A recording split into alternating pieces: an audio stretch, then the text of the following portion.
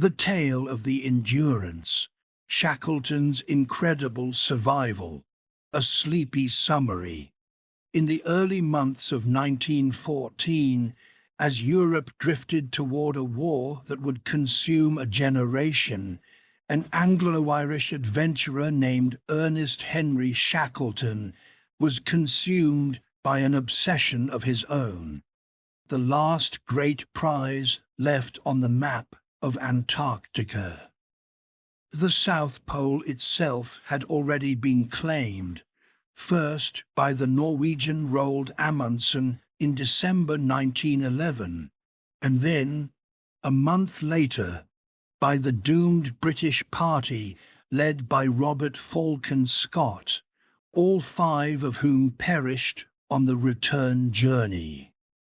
Shackleton, who had already made 2 previous attempts on the continent, first as a young officer on Scott's 1901 through 1904 Discovery Expedition, from which he was invalided home, and then as the leader of his own Nimrod expedition of 1907 through 1909, during which he and 3 companions marched to within 97 miles of the pole before turning back to save their lives, understood that the pole itself was no longer available as a goal. He needed something larger, something that would once again put his name before the British public and secure the funding on which his entire itinerant, debt-ridden life depended. He settled on an audacious scheme: the first land crossing of the Antarctic continent, coast to coast, via the South Pole, a distance of some 1,800 miles. He called it the Imperial Trans-Antarctic Expedition, and he promoted it with a flourish that has become legendary, reportedly placing an advertisement in a London newspaper that read, "Men wanted for hazardous journey. Small wages, bitter cold, long months of complete darkness, constant danger, safe return doubtful. Honor and recognition in case of success." Whether or not that precise advertisement ever actually ran, the story is beloved, but its documentary evidence is thin. It captures perfectly the spirit in which Shackleton recruited his crew, and the extraordinary number of applicants, reportedly numbering in the thousands, who responded to the call of a man whose sailors would come to call him the boss. The expedition required 2 ships and 2 parties working from opposite sides of the continent. Shackleton himself would command the Weddell Sea party, sailing in a ship named Endurance, taking her deep into the ice on the Atlantic side of Antarctica, landing at Varsel Bay, and then striking out across the continent on foot and by dog sledge through the pole, to be met on the far side by a support party that would lay depots of food and fuel inland from the Ross Sea. That second Ross Sea party would sail in a vessel called Aurora, under the command of Aeneas Mackintosh, and its task laying supply depots across the Ross ice shelf for a crossing party that, unbeknownst to them, would never come anywhere near them, would prove to be its own harrowing and tragic story, marked by the deaths of 3 men and immense suffering, but one that unfolded almost entirely separately from the drama that made Shackleton immortal. It is the Weddell Sea party and the ship Endurance with which this story is chiefly concerned. The Endurance had begun her life under a different name. She was built in Sandefjord, Norway, at the yard of Framnes, originally christened Polaris, and intended for the leisure pursuits of wealthy Arctic tourists who wished to hunt polar bears in comfort. She was a barkentine of wood, oak and Norwegian fir, extraordinarily heavily built and reinforced for work in ice, with a hull cross-section far thicker than that of ordinary merchant vessels, and a design pedigree that traced back to the great polar ships of Fridtjof Nansen. When the tourism venture behind her collapsed, Shackleton purchased her and renamed her Endurance after his family motto Fortitude Vincimus, by endurance we conquer. At just under 150 feet long and weighing some 350 tons, she was a beautiful, extraordinarily strong little ship, though as later events would prove, no ship built by human hands could ultimately withstand what the Weddell Sea pack ice had in store for her. Photographs of her taken before the voyage show a vessel of striking, almost old-fashioned beauty. Black hull gleaming with fresh paint, 3 tall masts rigged for sail as well as steam, her bowsprit thrusting forward like a lance, and along her stern the gilt lettering of her new name catching the light. Below decks she smelled of fresh-cut fur and tar and the particular mustiness of new rope. Her frames, some of them more than 2 feet thick, had been chosen and fitted timber by timber specifically to flex and resist rather than crack under the crushing grip of pack ice, a detail that would matter more than anyone aboard could yet imagine. Shackleton assembled a crew of 28 men for the Endurance, a mixture of seasoned polar veterans and men who had never set foot on ice, scientists and sailors, officers and stokers, chosen as much for temperament as for skill, since Shackleton believed, rightly, as it turned out, that in the isolation and stress of a polar voyage, character and the capacity to get along with others mattered as much as technical competence. Among them was Frank Wild, Shackleton's most trusted lieutenant and a veteran of the Nimrod expedition, who would serve as second in command and who Shackleton trusted perhaps more than any other man alive. There was Frank Worsley, a New Zealander and the ship's captain, a brilliant and somewhat eccentric navigator whose skills would later prove the difference between life and death for the entire party. There was Tom Crean, an Irishman from County Kerry who had already survived Scott's Terra Nova expedition and would prove himself one of the toughest and most reliable men on the voyage. There was the ship's surgeon and photographer, and most famously among the ship's non-sailing complement, the Australian photographer Frank Hurley, whose astonishing images, captured under conditions of almost unimaginable difficulty, would ultimately provide the world with visual proof of an ordeal so extreme that without his photographs, later generations might have struggled to credit its details. There was also Harry McNish, known as Chippy, the ship's carpenter, a dour and skilled Scotsman whose skill with wood and canvas would, at the expedition's most desperate hour, save every life aboard. And there was the ship's cat, Mrs. Chippy, in fact a male cat, misnamed but much loved, who belonged to McNish, along with 69 Canadian sled dogs, purchased for the overland crossing that Shackleton still, at this stage, fully intended to make. The Endurance departed Plymouth, England, in August 1914, just as the guns of the First World War were beginning to fire across Europe. Shackleton, in a gesture that says much about both his character and the norms of his era, offered to place the ship and crew at the disposal of the Admiralty for the war effort. Winston Churchill, then First Lord of the Admiralty, sent back a one-word telegram, "Proceed," releasing the expedition to continue on its way, a decision Shackleton always regarded as having received official blessing to pursue his polar ambitions even as the world descended into industrial slaughter. The ship sailed on to Buenos Aires,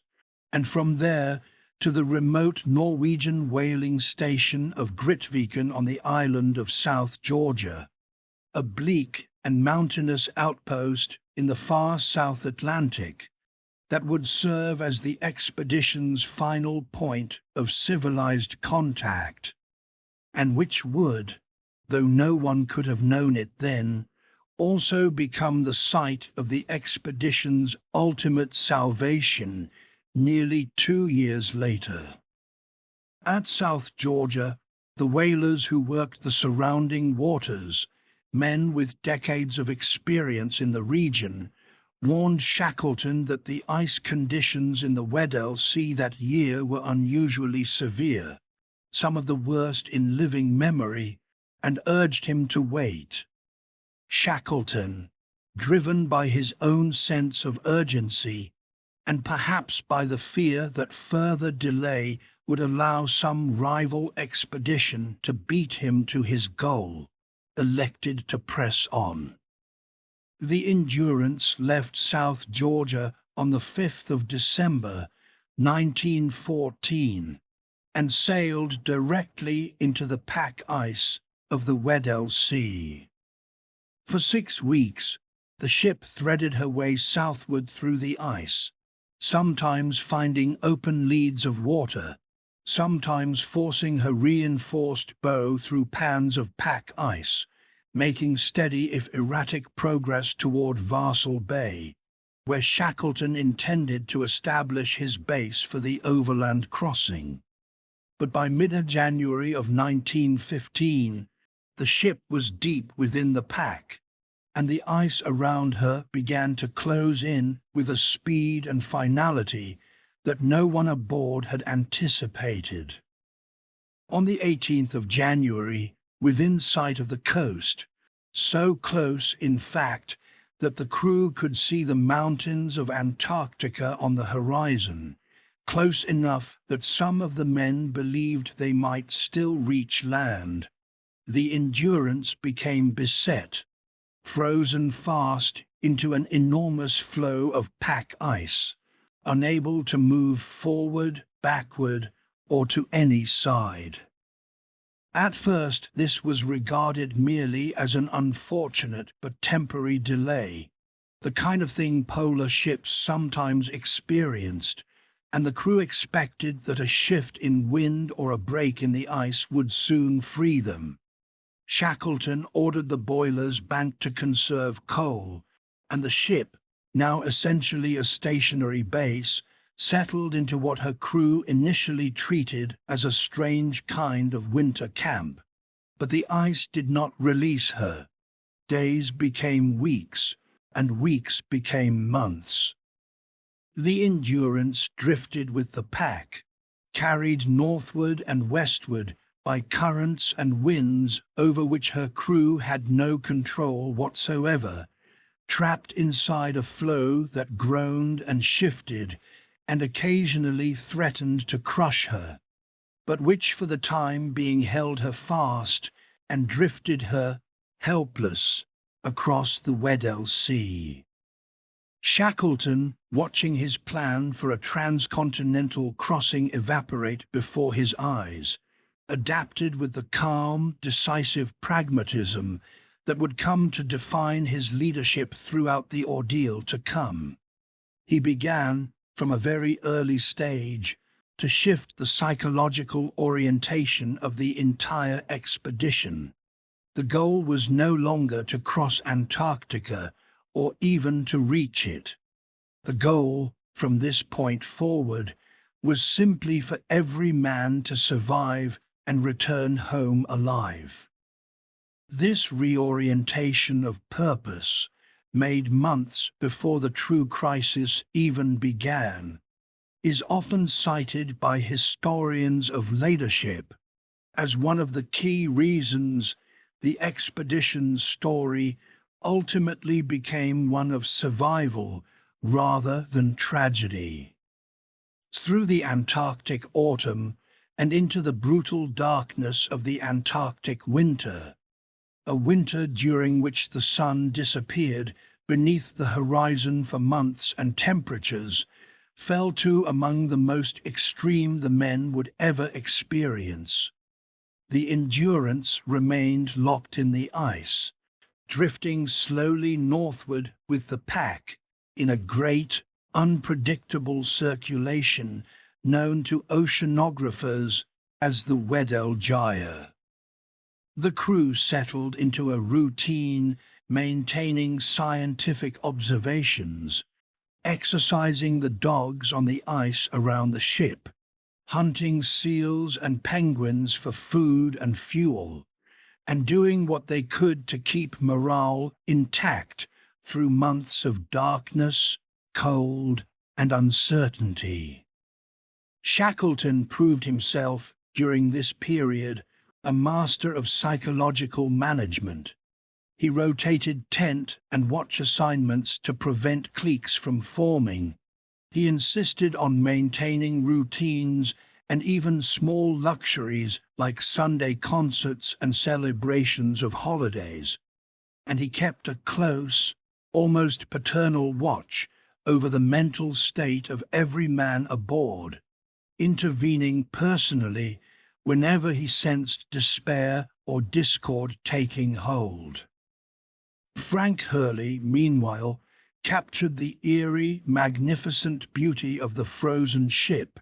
and her surroundings in a series of photographs that remain among the most striking images in the history of polar exploration. The Endurance lit by flares against the polar night, her rigging sheathed in frost, the dogs curled in their ice kennels beneath the aurora. By day, when there was daylight at all, the world around the ship was a vast, blinding plain of white and pale blue, broken by pressure ridges that threw long violet shadows across the snow at the low angle of the winter sun, and by the black, jagged silhouette of the Endurance herself, her masts and spars laced with rime that turned every line of rigging into a feathery white filament. By night, during the deep of the polar winter, when the sun did not rise at all,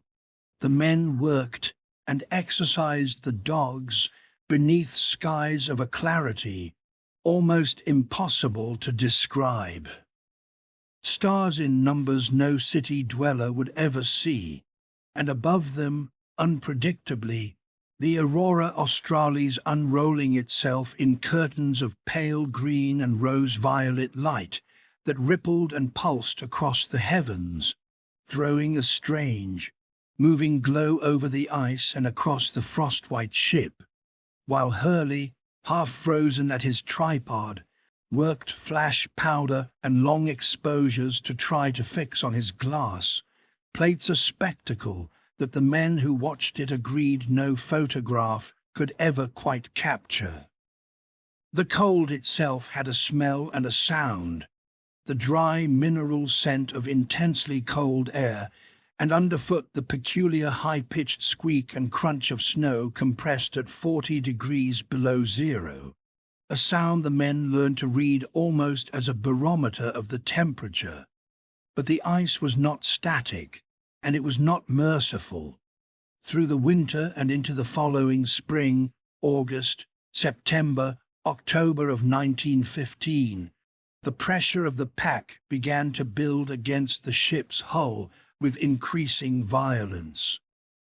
Vast floes, driven by wind and current, collided and ground against one another, throwing up pressure ridges of jumbled ice blocks and subjecting the Endurance to forces that no wooden ship, however strongly built, could indefinitely withstand. The ship's timbers groaned and shrieked under the strain,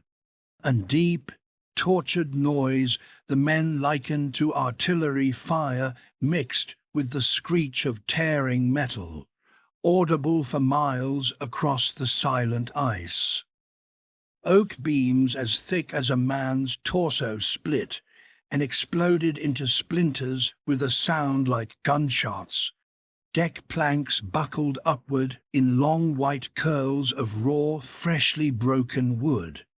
and in places her hull was forced upward, tilted, twisted, the whole ship groaning and heeling as though some vast unseen hand was slowly, deliberately wringing her out. Shackleton and his officers watched the pressure building with growing alarm, understanding that the very forces that had first trapped the ship might now destroy her outright. On the 24th of October, 1915, the ice finally began to crush the Endurance in earnest, and it became clear to everyone aboard that the ship could not be saved. Over the following days, as water poured in through her broken timbers and the pumps could no longer keep pace, Shackleton gave the order to abandon ship, and the crew evacuated onto the surrounding ice floe, salvaging what supplies, equipment, and provisions they could before the ship became uninhabitable. They set up what became known as Ocean Camp on the ice nearby, and for several more weeks watched their ship, still visible on the horizon, being slowly and inexorably destroyed by the pressure of the pack. On the 21st of November, 1915, the Endurance finally sank beneath the ice, disappearing from view entirely. The men, alerted by a shout, scrambled up from their tents to watch. Her bow lifted first, dark against the flat white glare of the ice, then slid backward and down through a ragged black gash of open water fringed with broken floes. Her masts the last thing visible, tilting, then gone, leaving only a spreading slick of oil, a scatter of loose timber, and a widening patch of black water that steamed faintly in the freezing air before the ice began, almost immediately, to creep back across the gap, as though the sea itself were closing a wound. A moment Shackleton recorded in his diary with characteristically restrained but evidently profound emotion, writing simply that the ship went down and that he could not describe the feeling of watching her go. What followed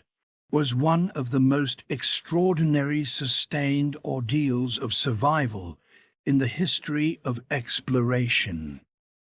28 men, now with no ship, no wireless communication, and no realistic hope of rescue from the outside world, since nobody knew where they were, and no search party had any reason to look for them in this particular stretch of the Weddell Sea,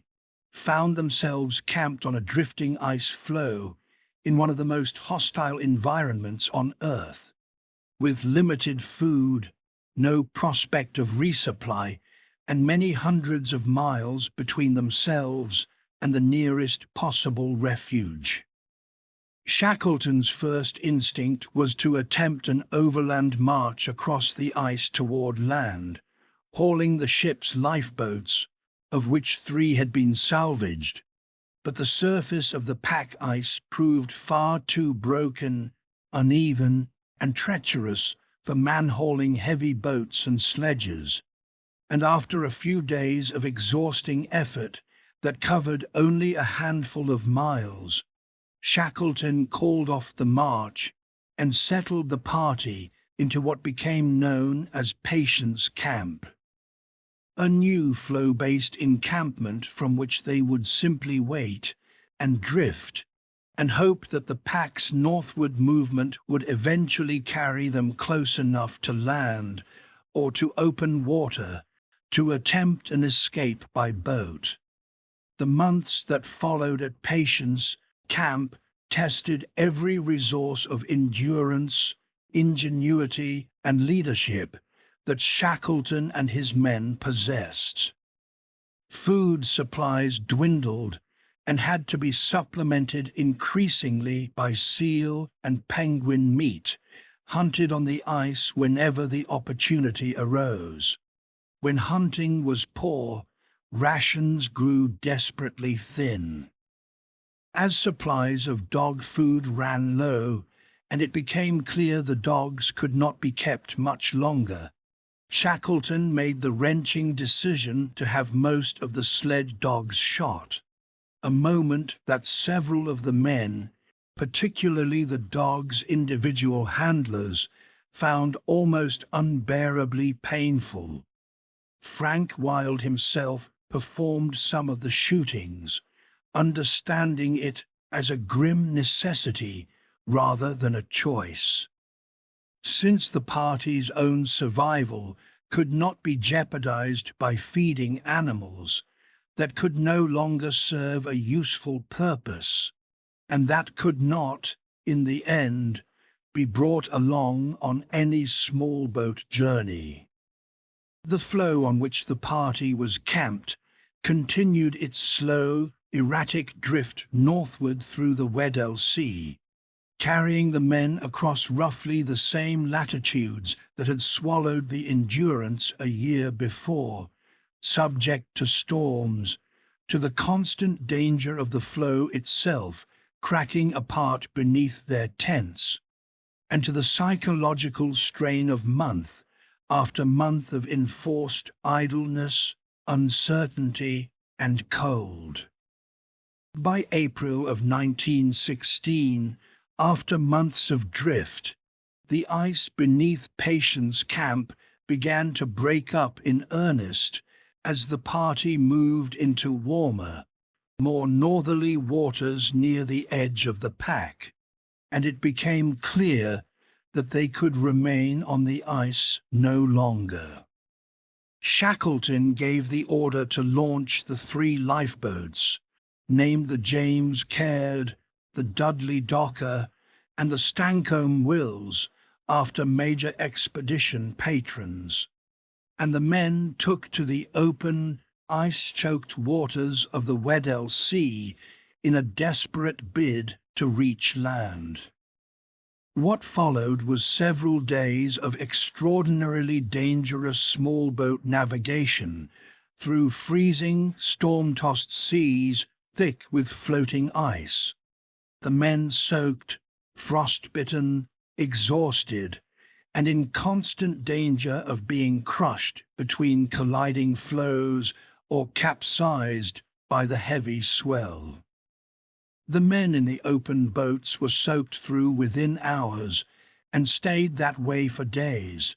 their clothing frozen into stiff, salt-crusted boards that cracked audibly when they moved, their faces blistered by wind and glare, lips split and bleeding,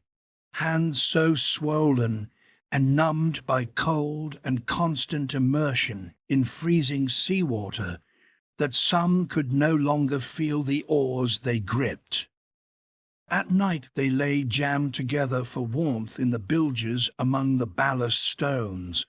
listening to ice grinding against the hulls in the darkness, a sound indistinguishable, in the men's exhausted state, from the boats themselves beginning to break apart. On the 15th of April 1916, after this harrowing boat journey, the exhausted party finally reached the shore of Elephant Island, a small, remote, and almost entirely uninhabited rocky outcrop at the edge of the South Shetland Islands. It was the first time in 497 days, since the previous December, that any of the men had stood on solid land, and for some of the crew,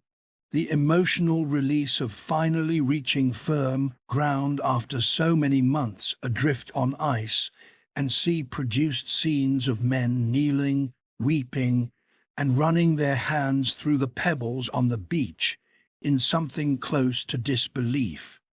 But Elephant Island offered only the barest of refuges.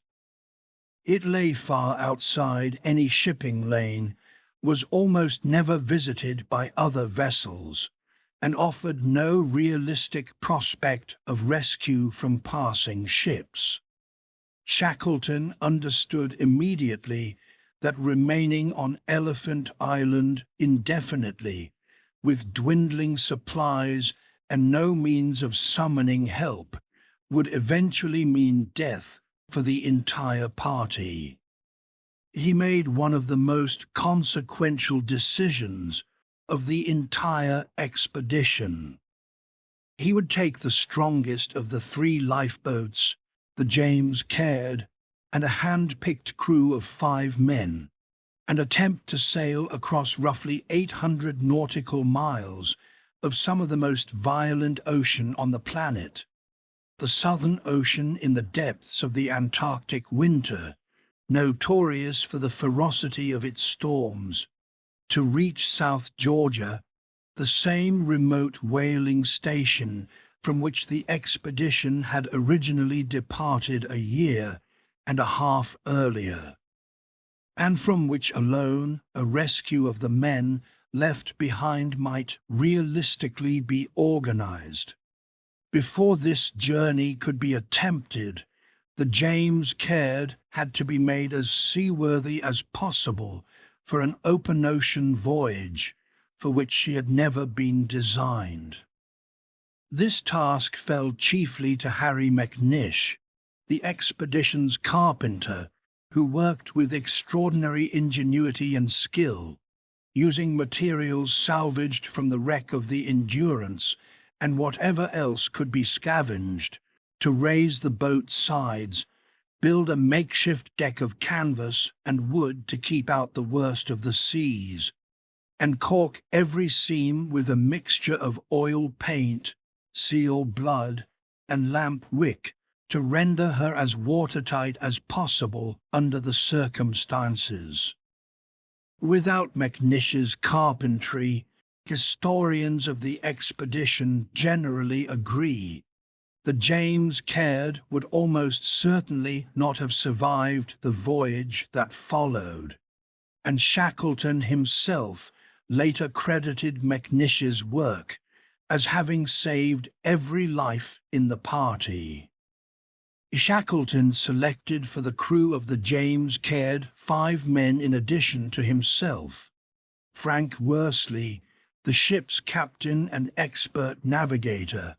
whose skill would prove essential to finding so small a target as South Georgia across so vast and trackless an ocean;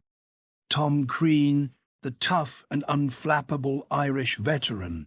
Harry McNish himself, along with 2 other sailors, Timothy McCarthy and John Vincent. Frank Wild, Shackleton's most trusted deputy, was left in command of the 22 men remaining behind on Elephant Island, with explicit instructions to hold the party together, maintain discipline and morale, and await rescue, a task of leadership every bit as demanding, in its own way, as the open boat voyage Shackleton himself was about to undertake, since Wild would have to sustain hope and order among more than 20 men marooned on a barren,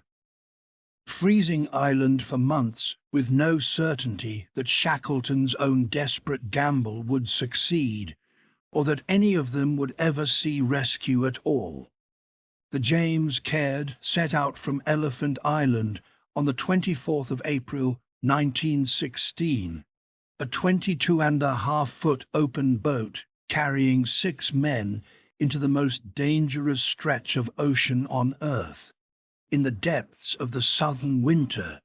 with only the crudest navigational tools and virtually no margin for error.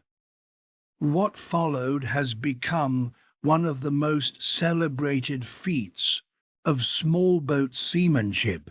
in maritime history. For 17 days, the 6 men fought their way across the Southern Ocean, battered by hurricane-force winds, mountainous waves, freezing spray that coated the boat, and the men's clothing in thick, glassy layers of ice, sheathing the deck, the mast, and the coiled rope in a hard, translucent crust that had to be attacked constantly with axe and knife blade to prevent the boat from growing so top-heavy with ice that she would simply roll over and sink. And the ever-present risk of being swamped or capsized by a rogue wave in seas where survival in the water for even a few minutes would have been utterly impossible given the temperature. Frank Worsley, working with a sextant and managing only the rare glimpse of sun or star through the almost perpetually overcast skies, navigated with a precision that later generations of professional sailors have regarded as little short of miraculous, since a navigational error of only a few degrees over a voyage of 800 miles towards so small a target could easily have carried the boat past South Georgia entirely and out into the empty wastes of the South Atlantic, from which there would have been no possibility of return. On one occasion during the voyage, the party encountered a wave so massive that Shackleton, an experienced seaman who had crossed treacherous waters many times before, initially mistook the pale line of it on the horizon for a break in the clouds, before realizing with horror that it was in fact the crest of an enormous rogue wave, a wall of grey-black water rearing high above the mast and crowned with a hissing ridge of white foam, bearing down on the tiny boat out of the murk. It broke over them with a roar the men compared to the sound of surf on a rocky shore, burying the James Caird entirely under a churning weight of freezing water for what felt to those aboard like an impossibly long moment before she wallowed, half-swamped and sluggish, back to the surface, her crew gasping, drenched, and bailing for their lives with every container they could lay hands on to keep her from going under for good.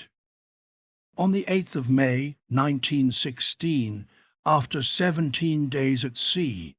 the exhausted, frostbitten, and severely dehydrated crew of the James Caird sighted the cliffs of South Georgia, a moment of profound relief tempered immediately by new danger, since a ferocious hurricane-force storm, one that they later learned, sank a large steamer with all hands elsewhere in the region during the same period, very nearly drove their small boat onto the rocks of the island's coastline, forcing them to ride out the gale offshore for a further day before they could safely attempt a landing. They finally made landfall at King Haakon Bay on the uninhabited southern coast of South Georgia on the 10th of May. But their ordeal was still not over. The whaling stations and the only realistic hope of organizing a rescue lay on the opposite northern coast of the island, separated from King Haakon Bay by a formidable, and at that time, entirely unmapped and uncrossed interior of glaciers, crevasse fields, and jagged mountain peaks rising to well over 2,000 meters. The state of the men and their boat made a further sea voyage around the island's coast impossible. The only route to help lay directly across South Georgia's mountainous, glaciated interior, a crossing that no one had ever before attempted, let alone completed, and one for which the party had no map, no climbing equipment beyond some rudimentary crampon-like screws Harry McNish fashioned by driving screws through the soles of their boots, and only the barest of provisions after resting for a few days to recover some strength. Leaving McCarthy and Vincent, both by now in poor physical condition, along with McNish behind at King Haakon Bay in the care of the overturned James Caird for shelter, Shackleton set out on the 18th of May, 1916, with Worsley and Crean, on a 36-hour non-stop trek across the previously unconquered interior of South Georgia, climbing and descending through glaciers, ridgelines, and treacherous terrain in continuous motion, without proper rest. Because they understood that if they stopped to sleep in the extreme cold at altitude, they might simply never wake again. They moved through a landscape of knife-edged ridges and blue-white glacial ice cracked by hidden crevasses, under a sky that shifted constantly between blinding sun, glaring off snowfields sharp enough to burn unprotected eyes, and sudden curtains of freezing mist that swallowed the peaks around them without warning. Twice they climbed a ridge only to see, in the fading light, that the descent beyond was sheer cliff or impassable ice fall, forcing them to turn back and claw their way up again in the gathering dark, their breath and sweat freezing stiff in their beards, their improvised boot spikes biting and slipping by turns on ice polished hard as glass. At one especially desperate point in the crossing, faced with a slope too dangerous to descend by any conventional means and darkness falling, the three men made the extraordinary decision to coil their rope into makeshift toboggans and slide directly down a steep, unknown mountainside in the dark, gambling that whatever lay at the bottom would not kill them outright, a wild risk that remarkably paid off. Throughout the crossing, Shackleton and his companions reported experiencing a strange and much-discussed phenomenon, later described by Shackleton in his memoirs, and picked up by other writers, including T.S. Eliot in his poem, The Waste Land, of sensing the presence of a fourth, unseen companion walking alongside them, an experience each of the three men apparently felt independently, but did not discuss with one another until well after their ordeal had ended. On the morning of the 20th of May, 1916, Shackleton, Worsley and Crean stumbled, filthy, bearded, and nearly unrecognizable after 17 months of extreme privation, their clothes stiff with blubber, soot and salt, their faces blackened and cracked by sun, wind and frostbite, hair and beards grown wild and matted, down the last slope above the whaling station at Stromness, close enough now to hear the station's steam whistle and see smoke rising from its blubber furnaces, curling black against the clean white of the mountains behind them, the first sounds and smells of ordinary industrial life any of the three had encountered in nearly a year and a half on the northern coast of South Georgia. The manager of the station, who had known Shackleton before the expedition departed, at first did not recognize the ravaged, exhausted man standing before him. When Shackleton finally identified himself,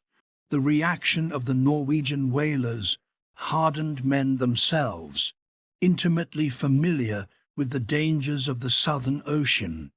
was reportedly one of profound and immediate emotion.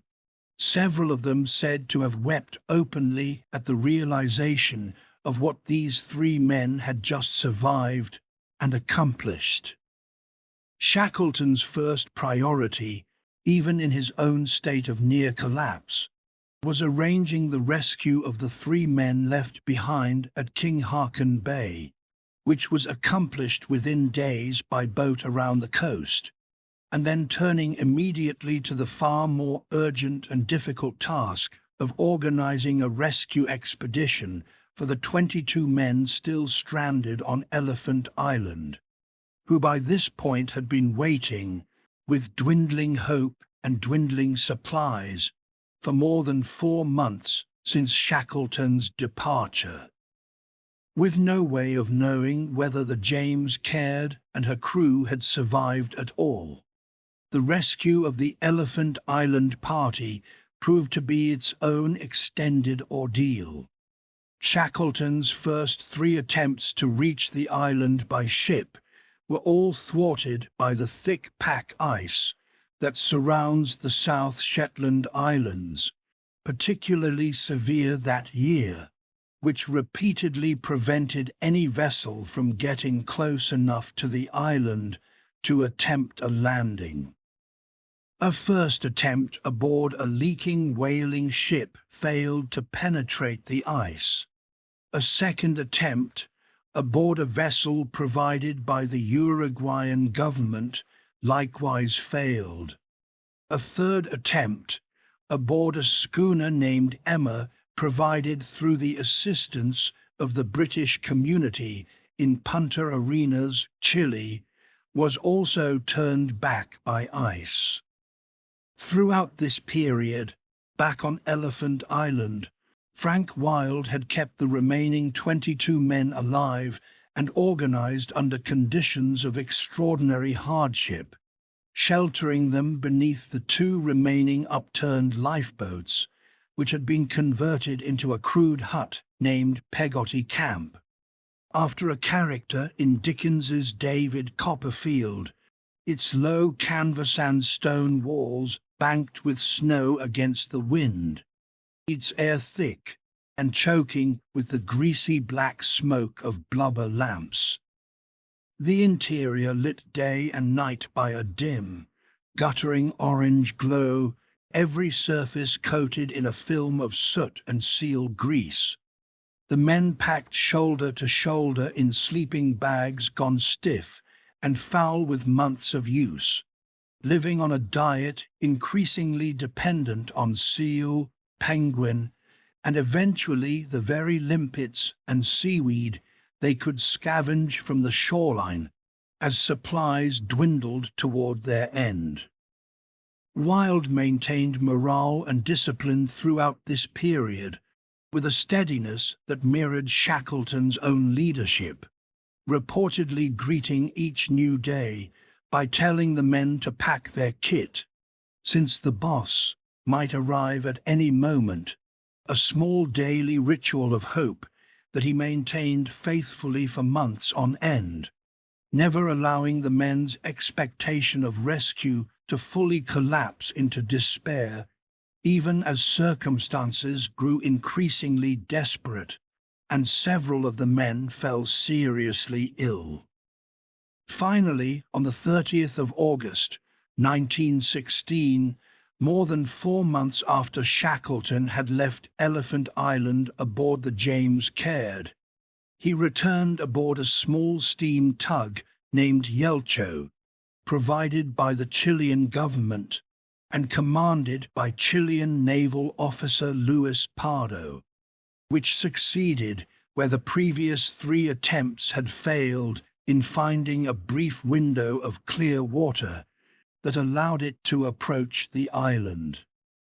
Shackleton, watching anxiously through binoculars as the ship approached, counted the figures gathering on the shore, desperate to know whether all 22 men had survived.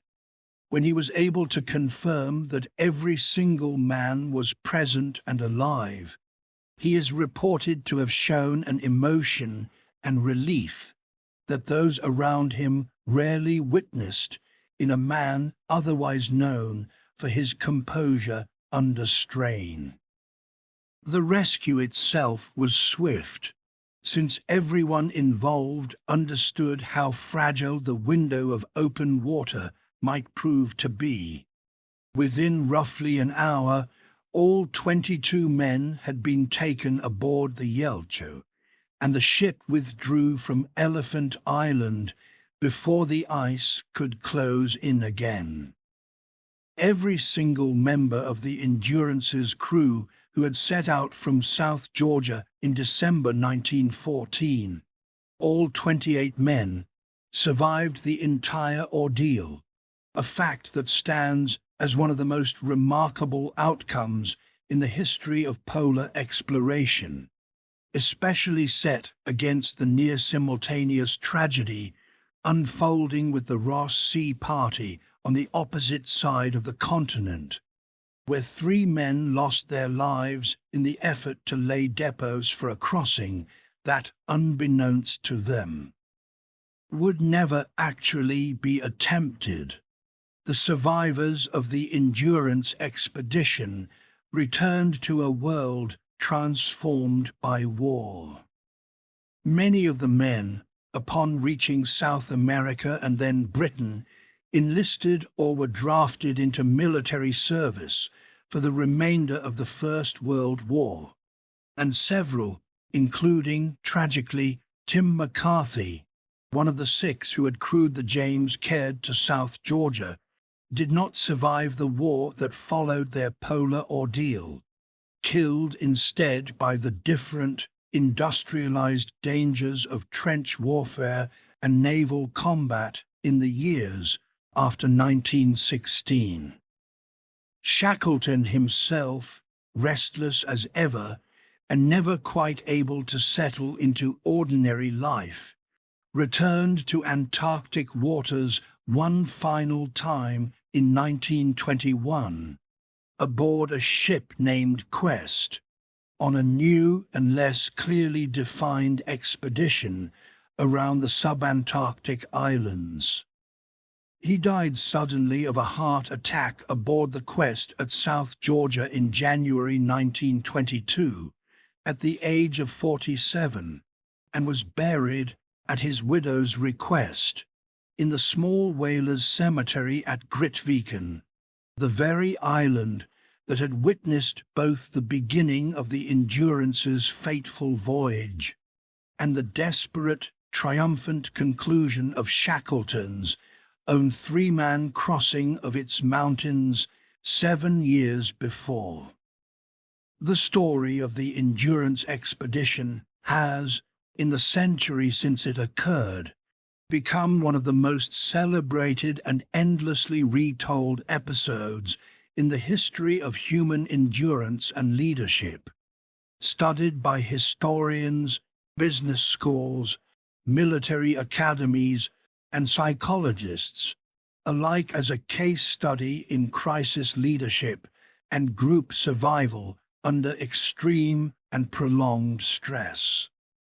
What makes the story remarkable is not that the expedition achieved its original goal. It manifestly did not, since Shackleton never set foot on the Antarctic mainland during the entire ordeal, and the transcontinental crossing he had set out to achieve was never even attempted. What makes the story remarkable instead is the manner in which total failure of the mission's original purpose was transformed through extraordinary leadership, seamanship, endurance, and no small amount of luck, into one of history's greatest survival stories. 28 men trapped for the better part of 2 years in one of the most hostile environments on the planet, with their ship destroyed and no means of communicating with the outside world, brought home alive, every single one of them, through a combination of Shackleton's psychological leadership and adaptability, Frank Worsley's extraordinary navigational skill, Harry McNish's carpentry, Frank Wilde's steadiness in holding together the party left behind on Elephant Island, and the collective endurance of every man involved. Frank Hurley's photographs, remarkably preserved despite the sinking of the Endurance.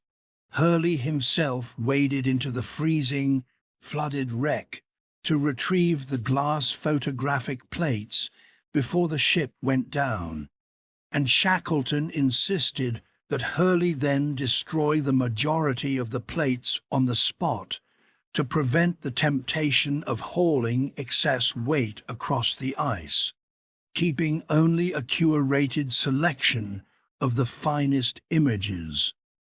Remain to this day the visual record through which most of the world understands and remembers the expedition.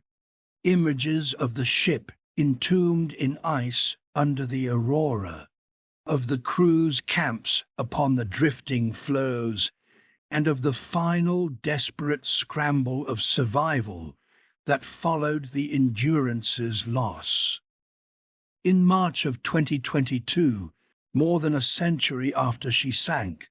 the wreck of the Endurance herself was finally located and filmed by a specialist search expedition operating in the Weddell Sea,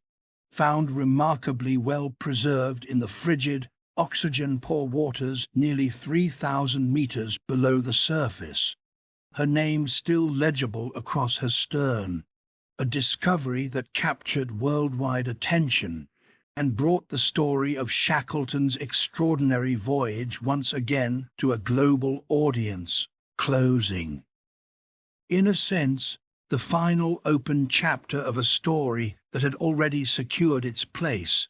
as one of the towering sagas of human survival against the most extreme conditions the natural world can offer. What has kept the tale alive for more than 100 years, retold in books, documentaries, museum exhibitions, and business school seminars alike, is the way it seems to distill, almost too neatly for fiction, so many of the qualities people admire most in moments of crisis. There is Shackleton's own gift for reading men and morale, his habit of walking the deck or the ice at odd hours to talk quietly with whichever member of the crew seemed most burdened by despair, his instinct for keeping everyone occupied with small rituals, the Sunday service, the ship's biscuit divided with theatrical fairness, the impromptu sing-alongs to the banjo player Leonard Hussey, carried carefully across the ice for exactly this purpose. That gave shape and dignity to days that might otherwise have dissolved into hopelessness. There is Frank Wilde's quieter, steadier heroism on Elephant Island, sustaining 22 increasingly weak and dispirited men through a southern winter on a diet of little more than seal blubber and boiled penguin, without ever losing the thread of ordinary human hope that kept them functioning as a community rather than fracturing into desperation. There is Worsley's almost supernatural feat of navigation, taking sights with a battered sextant from the pitching deck of an open boat, calculating their position by dead reckoning through days of overcast skies, and bringing his companions to landfall on an island barely 25 miles across after 800 miles of the wildest ocean on Earth. There is McNish's quiet, essential craftsmanship, transforming an ordinary ship's boat into a vessel capable of surviving conditions for which she was never built, using little more than sailcloth, seal blood, and stubborn ingenuity. And there is the simple, staggering fact, restated because it bears restating, that despite the total loss of their ship, despite nearly 2 years without resupply, despite temperatures and seas and mountains that killed far better equipped expeditions in the same era, not one single member of the Endurance's crew died in the course of the ordeal. A survival record that later students of leadership and crisis management have found almost as remarkable as the ordeal itself. And that has made Shackleton something close to shorthand in certain fields for a particular style of leadership, unsentimental about the loss of an original goal, ruthlessly focused on the welfare and morale of the people actually present, endlessly adaptable in the face of catastrophe, and unwilling, under almost any circumstance, to leave a man behind.